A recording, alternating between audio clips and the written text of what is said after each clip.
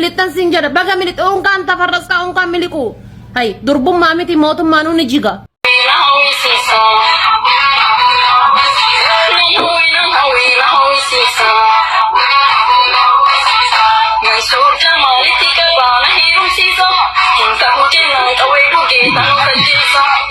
Turban tokkoof guyyaa meeqa mana keessa taa'ee ciree hojjedhee maal jedhee yoon kaase ciree isaa nyaachisee achi na sokkaa jechuudha hojii koo. Yoonni garuu aayir narra faxinnoo ishee immoo iddoon ni ciisu ciree isaa maal isaa hojjedhee gaafa. Akkam jirtu dhaggeeffattoota shaalloo Oromoo hundi keessan share, like, comment, subscribe gochuun dagatinaa sagantaa kana yeroo yeroodhaan fooyyessaa deemaa jira. Share, like, comment, subscribe gochuun keessan immoo kana caalaa jabeessee akka hojjedhuu fi sagantaa biraallee akka dabaluu na taasisa waan ta'eef share, like, comment, subscribe gochuu hin dagatinaa isiniin jedha. Ani shaalloo Oromooti.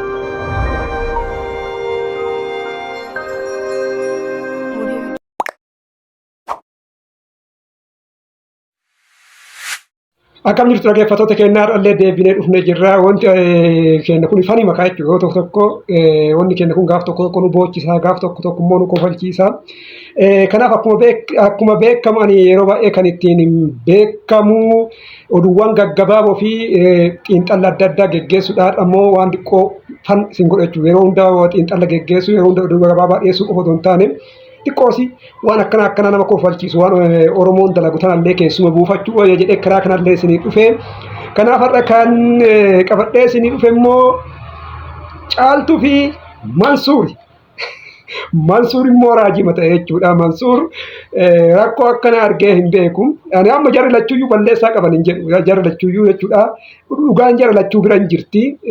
Wanti jiru immoo irratti ilaallaa jechuudha. Yoo akkanatti ilaallu taate Mansuurii waanuma inni hin beekne tokkotu isa mudate jechuudha. Mansuurii akkuma beektan abbaa qabeenyaati, nama dhiibbaa kan influensii dhiibbaa uumuu danda'udha. Kanaaf Mansuur kan barate inni maalidhani hamariin jechuudha. Hamariin qabatee shittoo ofitti biifee tasnaanna'uun irratti cinqaa mana takka keessa taa'an cinqaa mana tokko keessa cinqamaniitiin guyyaa guutuu mana takka keessa oolan hin beeku. Waa inni hin beekne jechuudha. Waan inni argee hin beeknetu isa mudate jechuudha. Yoo ka yaadattan taate amma nuti magaalaa keessa jiraanne yoo warra keenya ka baadiyyaa gara magaalaatti finnu waan anuman taane na agarsiiftetti maraatu jechuudha warri magaalaa kun. Amma Mansuur illee akkas jira. Inni Ameerikaa keessa dhaqee bakka takka taa'anii bakka nama agarre kana hin beeku. Inni Itoophiyaa keessa sanaa jechuudha. Hamariin qabatee olii gad oofuun alatti kan hin beeku. Gaafa dhaqee biyya baala keessa dhaqeetiin mana xiqqishuu san keessa oolu ardimatu isaan citee jechuudha malee ani waan addaa waan itti uumame tokko natti hin fakkaatu. Haga ammaatti akka namni yoo tiiktookii kun hafarsaa oolu kana waan irratti hubadhee fi waan irraa xiinxalle tokkollee argee hin beeku. Kanaaf Mansuuriin ka adda itti ta'ee fi kan inni keessatti uf hollaale waanuma akkanaa kanatu isa hollaalchisee jechuudha. Kanaaf kana akkanumatti ilaalee ani gabaabseetumaan jechuudha. Dogoggorri isa bira jiru dura qo'achuu qabaachuudha. Haala achi jiru, haala isiin keessa jirtu, haala jiru, jaalala isaanii sirriitti addaan baafatee qo'achuu qaba. Amma Mansuur asirratti waan sirriitti addaan baafatee qo'ate natti fakkaatu. Isiin Ameerikaa jirti. Sarjariidha isin sarjaristiidha jennaan oluma ka'eetti lixee Mansuuriin gaafa dhaqu duudetti garagala hunduu ta gaafa duudetti garagalu bakka ani du'e daabii ka jedhu oluma ka'ee maraatee ka'eetiin hin deebi'ee kana alatti wanni addaa inni qabu silaa Mansuur balleessa inni balleesse dura waa'ee isii tokko lama sadii afur shan jaha jedhee sirriitti qo'atee isirrallee qo'atee ofirrallee qo'atee yoo jaalalas ta'e yoo waa hundas ta'e murteessuu qaba malee takkatti maa ol ka'ee waan akkasii keessa seenuu qabu kun dogoggora Mansuuriin bira jiru. Isii biratti hoo Caaltuu biratti hoo dogoggora akkamitti jira gaafa jennee ilaallu Caaltuuni ani amma akka namni jedhu sanii waan biraatiif natti hin fakkaanne dhugama yoo dubbanne jechuudha. Caaltuun jaalalumaaf fakkaatte amala dubartii keessaa jechuudha. Dubartiin gaafa si jaalattu baay'ee akkasiin sitti hinaafsu tokkoffaa irratti beekuu qabdaa. Tokkoffaa nama akka Mansuur nama namni hundi barbaadu kana dhiisi dubartiin nama kaan ittuuyyuu ni hinaafti. Nama Mansuur immoo kana dubartiin baay'een barbaadu kan dubartiin baay'een jaalattu kan ammoo na jalaa fudhatan kan jedhu amma isii keessatti kan dha'u nama wajjin qunnamsiisuun ol argisiisuun barbaanne nama bira akka inni dhaquun barbaanne isiin maal gooti kama ofii qofa godhattee mana keessatti qabachuu barbaadde. Inni immoo Mansuur immoo nama akkasitti ofii gootee godhatte ol qabattuu miti paablikiidha. Nama paablikiiti.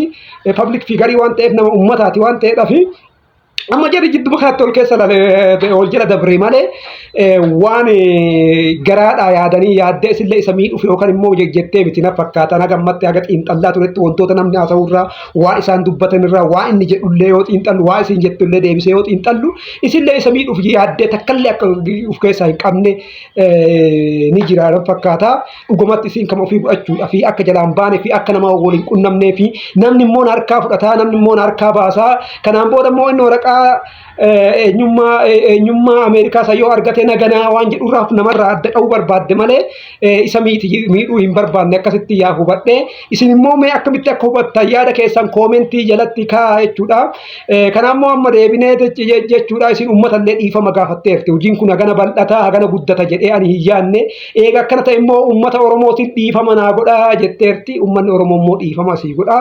Kanaaf ajandaa kana akkasitti babal'isuun baay'ee hin barbaachisu kan dhabe lachuu Oromoodha kaleessuma jira ol fuudhullee walii kulleen rakkoon jidduu uumamulleen waanuma kaleessa jiru waan akkasitti waan nama ajandaa goossuun qabatu amma tokko tokkoon ka inni jedhellee ka isiin jettellee ka haadha faadhallee fanii gootee jidduun haasoftullee tokko tokko isin dhageessisaa deema waan ta'eef haga dhumaatti viidiyoo kana dhageeffadhaa sheer laayik sabskiraayib gochuu hin dagatinaa isiniin jedhaa.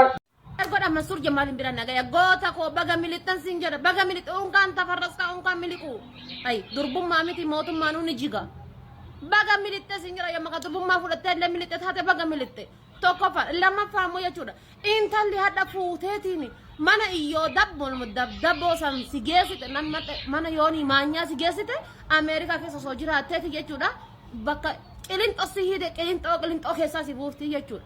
Biyya Ameerikaa jechuun biyya leenci akka lootuutitti loohee lootuun ammoo akka leencaatitti jiraattu. Biyya 911 hin bulan. Ati waa jennaan 911 feestaalii gurraacha manarraa baate obboleessa kiyya baga rabbi si baasee sin jedha baga rabbiin biyya abbaa keetti si galche kasi barbaade Itoophiyaa gasi bu'ee si hordofuu danda'a jechuudha. Eenyu si hubata eenyu si gaafata namni tokkichi sin gaafatu achi buute coloqeennaan coloqeessa si gaafata neessa si soqayyaa Mansuur kiyya cubbuutiyya si qabe taane ammoo cubbuutiyya si qabe baga qabamte Okay, tole. Namoota yaada kennan keessa kanaadha faate fudhadhaa. Kanaadha faate fudhadhee haati faate waan nama kolfisiisullee haasofteerti faniidha. Yaa waan fanii ta'e kanarrallee achumaan isillee akka faniitti affeerree achumaarraa dubbanna jedheeti. Tokkoffaan baga miliqxe kan tafarrasu maaliifallee baay'een beektu haati faate beekallee raagootu haa laaltullee maraafuu maaliif beekuu dhabduusi homaa rakkoo tokko qabu. Akkas jetteeti irratti kan kenniteedha. Kan biraa keessaa immoo biyyi Ameerikaa biyya 911 bultu biyya leenci lootuu ta'ee itti bulu biyya lootuun immoo leenca taatee itti bultu goota koo baguma si baasee baguma rabbii si baasee maraafuu immoo anatu si cubbisee waan jedhu fakkaatti. Kanaaf haati faate illee lafa jalaan gaafachuun dhabdu Mansuuriin na fakkaate Mansuurillee immoo waan mirkaneesseef na fakkaate. Maraafuu namoonni adda addaa jechuudha yaada adda addaa kennan kan faatee kana keessaa fudhadhee mee oolmaa galatti jechuudha mee Mansuuroo maal jedhee kan jedhu waliin ilaallu mee Mansuuriin haa dhaggeeffannu. Guyyaa meeqa mana keessa taa'ee buna danfisee guyyaa jalqabu. Kan ciree qopheessifaa jettee ajajjabeetti mana keessa. Isan jettu. Inni hojjetti dallee bushinaa galtee isin hojjetti garuu maal beektaa rakkin isaa biyyatti baadiyyaadha. Baadiyyaa keessaa baadiyyaa isa maal jedhan sitti maal taate bachuun koo iloo abbaa booraa biyyee koo magaalaa nama dagartu mana keessa jiru immoo mana kutaa tokko keessa ituu immoo waanuma sammuu kennuu bareechu ta'ee jiraatee olii gassosochootee waa tokko gootee dandeesse sirrii mana kutaa tokko keessa guyyaa guutuu mana hidhaa shaayii dhattee dhuguu hin dandeessu olmost fagoodha. Raayidii moo maal jedhama hubarii waammachuu hin danda'u hin beeku akkaataa isaa ganaa namatti dawwalee dhaqee maakiyaatoo dhuguudhaaf nama dhufee konkolaataa naa erga kana keessatti guyyaa tokko maal hin deebee taasise googilii gaafan godhu googil irratti Starbucks daqiiqaa ja'a moo torbanaan jedha bakka daqiiqaa ja'a kanaan baay'ee dhihoodha maaliifan kee hin deemudhee nan deema lakkaa daqiiqaa ja'an sun konkolaataadhaan malee lafa miti. Oh my God. Ilaali gudii bokkaannetti dhufe. Mana namaa immoo iddoo sana cufaa namaa dhattee naannoo kadhattee bokkaana maaloo bokkaana tiroo yoo jette xiyyiitiidhaan silaa namni mana namaa dhaquu hin dandeessu. Nama hin beeku. Konkolaataa kadhadhee dhaabsisee akka biyyaa maaloo na fuudhaan jedhu. Bokkaan roobuudhaaf gurraachesse yaa Rabbi. Achiin deemanu achiin deebi'a. Maaliin godha bakka mee kunuu seenaadhaaf naa ta'a. Oke, akkuma tuquuf taa'ee yaadatte jechuudha Mansuur mana keessa torbaan tokko ture mana keessaa gadi hin baane. As Dr. Asli gaafate mana keessa waan nyaataaf as goosifteen lakki jedhe isallee waan nyaataa nan goosiftuu hin gootii kushiinaan seentii hojjetti kana ragaa bahee fi jira jechuudha rakkoo hiituun qabdu jiratti jedhee jira wanni na rakkise yoo jiraate iddoo isaa baay'ee inni kan jedhaa jiru iluu galitti jechuudha baadiyyaa iluun caaledha. Gaafa tokko makkaatoo nan dhuga jedhee deemee googilii yoo godhee jaalu second isa daqiiqaa jaha eegataati immoo nan deema jedhee lukaan deema daa'imni makiidhaan lafa kaa'ee eessaa dhaqqabuu danda'a dhumarratti roobni natti dhufee roobni sunillee natti roobuu na seenaa naa ta'aati jedhee kallattii maan deemee osoo natti roobiin ga'ee dhumarratti immoo deebitee isiin na fuutee naan galte waan jedhu kaasee jira. Kanaaf walii galatti amma akkuma reebisiniin jedhe jechuudha Mansuuriin kan addatti ta'e inni Itoophiyaa keessatti akka inni akka barbaade hamarii yaabbatee asii achi zanaa jechuu barbaade waan akkasiin dhabeedha waan akkasiin dhabnaan immoo baannaneetumaan achii baduu ka'e malee mucattii waan baay'ee isa dhiibba irraan geette natti hin fakkaatu. Kanaaf walumaa galatti jechuudha ani kan beekamu yeroo baay'ee oduu gaggabaabduu fi xiinxallaan beekama jechuudha.